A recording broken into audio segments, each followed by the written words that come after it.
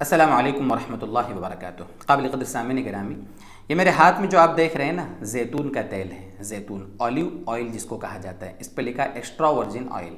ठीक है, ये ज़ैतून का तेल अल्लाह तबारक व तआला का बहुत बड़ा तोहफ़ा है, बहुत बड़ा तोहफ़ा है, अल्लाह का बहुत बड़ा इनाम है। अल्लाह ताला ने इसका ज़िक्र कुरान करीम में किया है, या हदीस में इसका ज़िक्र है। कुरान करीम में सूरह नूर 18वें पारे में उसकी आयत है 35। अल्लाह ताला ने ज़ैतून के दरख्त को शजरतुन मुबारकह कहा है, मुबारक, बरकत वाला, खैर वाला दरख्त। इसी तरीके से अल्लाह ताला ने इसकी कसम खाई है 30वें पारे में, वत्तीन व ज़ैतून, अंजीर की कसम खाई है। अंजीर के बारे में तो मुस्तकिल हमारा वीडियो मौजूद है, 2 मिलियन से ज़्यादा उस पर व्यूज़ हैं। अंजीर के हमने उसमें फ़ायदे बताए हैं। इसी तरीके से अल्लाह ताला ने ज़ैतून की कसम खाई है, वत्तीन व ज़ैतून, ज़ैतून की कसम खाई है। इसी तरीके से नबी अकरम सल्लल्लाहु अलैहि वसल्लम का फरमान है, हज़रत उमर इब्न ख़त्ताब रज़ियल्लाहु अन्हु रावी हैं, तिरमिज़ी शरीफ की रिवायत का नंबर है 1851, मतलब 1851। उसमें आप सल्लल्लाहु अलैहि वसल्लम फरमाते हैं, कुलु ज़ैत वद्दहिनु बिह, कि ज़ैतून का तेल खाओ और उसकी मालिश भी करो। फ़इन्नहु मिन शजरतिन मुबारका, इस वजह से कि ये एक मुबारक दरख्त से आया है, मुबारक दरख्त का तेल है, इसलिए उसका इस्तेमाल करना है। अब तिब्बुन नबवी जो हज़रत इमाम अबू नुआइम की है, उसकी रिवायत है 684, हालांकि इसको बाज़ उलमा ने ज़ईफ़ भी कहा है। उसमें आप सल्लल्लाहु अलैहि वसल्लम का फरमान है, कुलु ज़ैत वद्दहिनु बिही, ज़ैतून का तेल खाओ, उसको इस्तेमाल करो, मालिश करो। फ़इन्न फ़ीहि शिफ़ाअन मिन 70 दाअन, उसमें 70 बीमारियों से शिफा है, और उनमें कोढ़ की बीमारी भी, मिनहल जुज़ाम। आप अंदाज़ा करें कि कितनी फ़जीलत है, ढेर सारी फ़जीलत। मैं आपको इसकी फ़जीलत भी बता रहा हूँ, फ़वाइद भी बताऊँगा, और इंशाअल्लाह इस्तेमाल करने का तरीक़ा भी बताऊँगा। तीनों चीज़ें बताऊँगा इंशाअल्लाह। तो ये तो हुई इसकी फ़जीलत कुरान हदीस की रोशनी में। फ़ायदे क्या हैं इसके? मैं आपको इसके 18 फ़ायदे बताऊँ कि ज़ैतून का तेल इस्तेमाल करने, खाने, इस्तेमाल करने, मालिश करने के 18 फ़ायदे मुअतबर किताबों से नोट किए हैं, और जो हुक्मा हैं उनकी तस्दीक भी इसके साथ है। बहरहाल, सबसे पहली चीज़ दोस्तों बुजुर्गों ये है इस ज़ैतून के तेल का फ़ायदा कि इसकी आप अपने छोटे जो बच्चे होते हैं, दूध पीते बच्चे, उनकी आप इसकी मालिश करें। जब पैर चलने लग जाएँ तब भी, पैर दर्द करते हैं, साथ में छोटा बच्चा जो है उसकी मालिश करें, उसकी हड्डियां मजबूत होंगी, जल्दी पैर चलने लगेगा, बदन को क़ुव्वत मिलेगी, ताकत मिलेगी। जिस तरीके से और भी बहुत सारे तेल मार्केट में मिलते हैं छोटे बच्चों की मालिश करने के लिए, तो आप ज़ैतून के तेल का इस्तेमाल बच्चों की मालिश के लिए करें, बहुत मुफीद है। दूसरा फ़ायदा, जिस्म के कोलेस्ट्रोल को कंट्रोल करता है, नसें चौक होने से बचाता है, दिल का दौरा पड़ने से हिफाजत होती है। कोलेस्ट्रोल बढ़ जाता है ना, तो ये जो दौरान खून, हमारे जिस्म में जो रगें हैं उनमें खून सही नहीं चल पाने की वजह से फिर अटैक आते हैं, दौरे पड़ते हैं, और इंसान मौत के घाट चला जाता है। इसलिए जिस्म के कोलेस्ट्रोल को कंट्रोल करने के लिए ज़ैतून के तेल को हुक्मा ने बहुत मुफीद बताया है। तीसरा फ़ायदा, जल्दी जो बीमारियाँ होती हैं, जल्दी बीमारियाँ, स्किन प्रॉब्लम जिनको कहा जाता है, उनमें बहुत मुफीद है। ख़ास तौर से जो खुश्क जिल्द वाले, ड्राई स्किन वाले लोग होते हैं ना, सर्दी के मौसम में उनके लिए तो बहुत ज़्यादा मुफीद है। उसकी मालिश करें, मालिश करें सर्दी के मौसम में अपने जहाँ पर, जैसे हम जो ये मॉइस्चराइजिंग जो लोशन होते हैं जो इस्तेमाल किए जाते हैं खाल को नरम करने के लिए, चमड़ी को, लोशन महंगे महंगे, तो ज़ैतून का तेल उसकी जगह लगाना बहुत मुफीद है, बहुत फ़ायदेमंद है।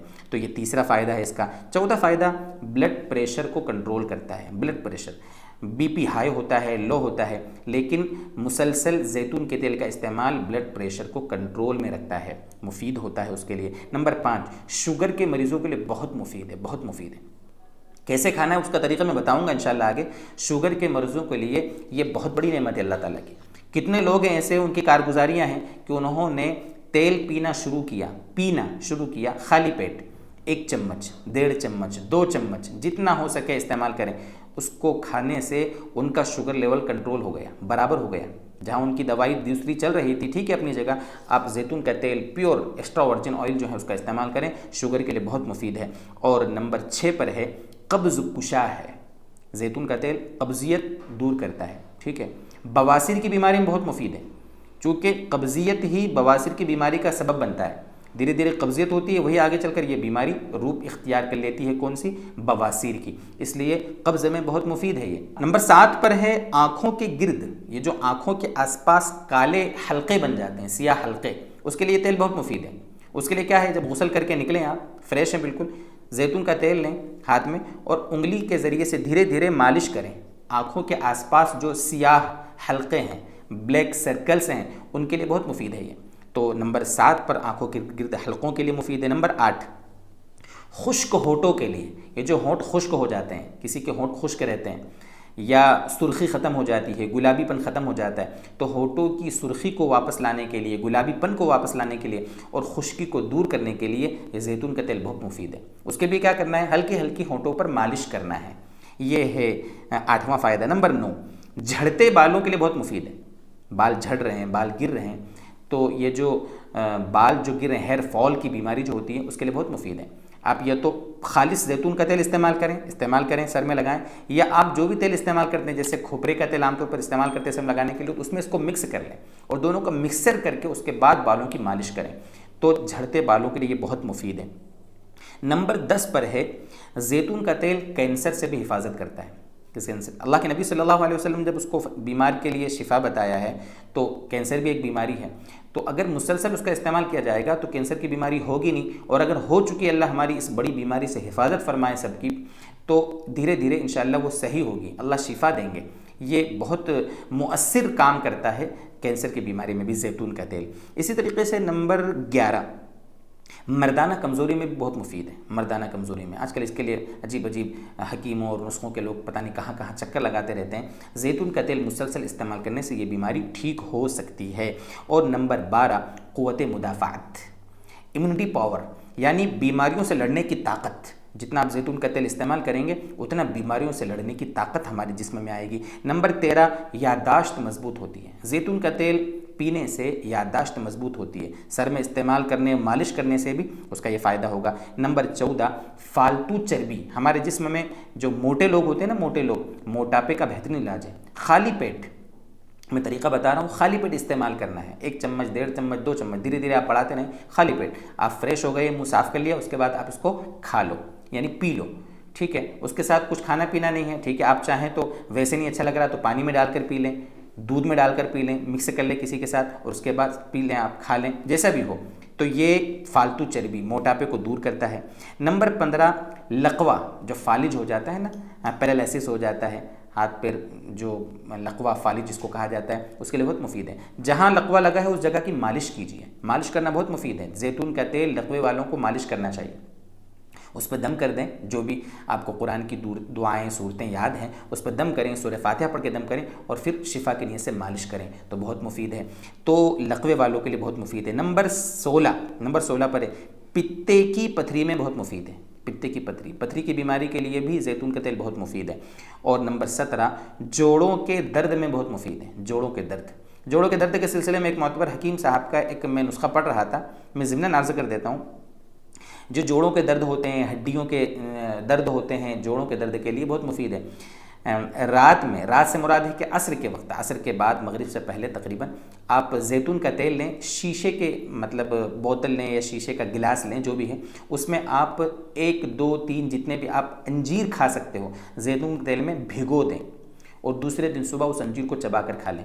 फिर वो तेल जो है, उसको तेल को कुछ नहीं करना, दूसरे दिन फिर उसी तेल में आप भिगो दें। ऐसे 4, 6, 8, 10, 12, 15, 20 दिन, महीना, 40 दिन तक अगर आप करेंगे तो हड्डियों को बहुत मजबूत करता है ये। 1 दाना, 2 दाना, जितने भी आप रख सकते हो, और सुबह आसानी से उनको चबा कर खा लें। जितना आप खा सकते हो, जितना आपका पेट आपका साथ दे सकता हो, जितना आप हज़म कर सकते हो, आप उसको कर सकते हैं। तो जोड़ों के दर्द में ये बहुत मुफीद है जैतून का तेल। और नंबर 18 एंटीबायोटिक है, बेहतरीन एंटीबायोटिक है। जिस्म में जो भी इन्फेक्शन वगैरह होता है ना, उसको दूर करने के लिए जैतून का तेल बहुत मुफीद है। इतने सारे फ़ायदे हैं। अगर वो रिवायत आप जो अबू नुआइम की है, अगर उसको लें तो उसमें तो 70 बीमारियों से शिफा हमारे नबी सल्लल्लाहु अलैहि वसल्लम ने बताई है। ढेर सारी बीमारियां, आप जानते हैं कि अहादीस में 70 का आदद कसरत को बताने के लिए आता है, यानी बहुत सारी बीमारियां, बेशुमार बीमारियों के लिए ये मुफीद है। क्या? जैतून का तेल। जितना आसान दस्तयाब है उसको हम लोग उतना ही ज़्यादा मतलब इग्नोर करते हैं। अब बहरहाल खाने का तरीका क्या है? देखो, जैतून का तेल आमतौर पर 2 तरीक़े का मिलता है, एक एक्स्ट्रा वर्जिन ऑयल या वर्जिन ऑयल जिसको भी बोल लें, एक तो ये होता है, और दूसरा होता है पकाने के लिए रिफाइंड ऑयल।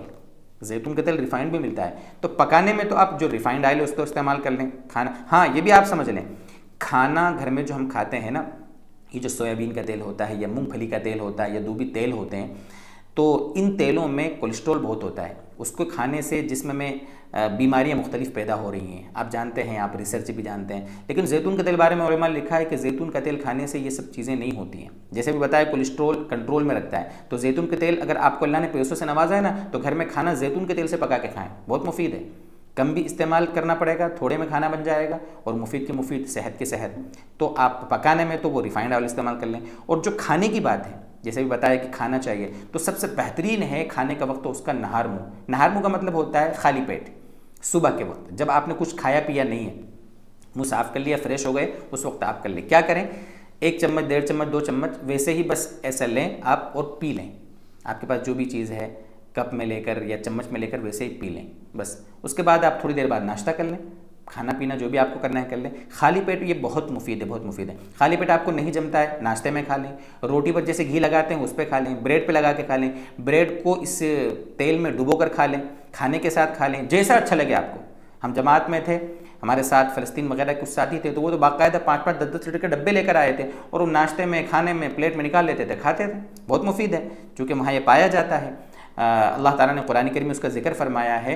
तो बरकत वाली सरज़मीन का है जो फ़लस्तीन को, तो वहाँ तो पाया जाता है, स्पेन में पाया जाता है, बहुत सारे मुल्कों में इसकी पैदावार होती है जैतून की, तो बहुत मुफीद है। तो ये 2 तरीक़े की चीज़ है, एक तो खाली पेट आप खा लें या जैसे आप इस्तेमाल कर लें, और खाना पकाना हो तो रिफाइंड ऑयल इस्तेमाल करें, ये है। अच्छा, एक्स्ट्रा वर्जिन जो ऑयल होगा उसको आप जलाएंगे यानी गर्म करेंगे तो उसकी तासीर ख़त्म होती है, ऐसा बताते हैं हुक्मा। इसलिए नॉर्मल जैसे आप लाएँ वैसे उसको इस्तेमाल करें। ये है बहरहाल कुल बातें जो जैतून के तेल के बारे में थी। अल्लाह करे कि ये हम सब इससे फ़ायदा उठाएँ। अल्लाह ताला की बहुत बड़ी नेमत है ये, अल्लाह ताला हमें इसकी कद्र की तौफ़ीक़ अता फ़रमाए।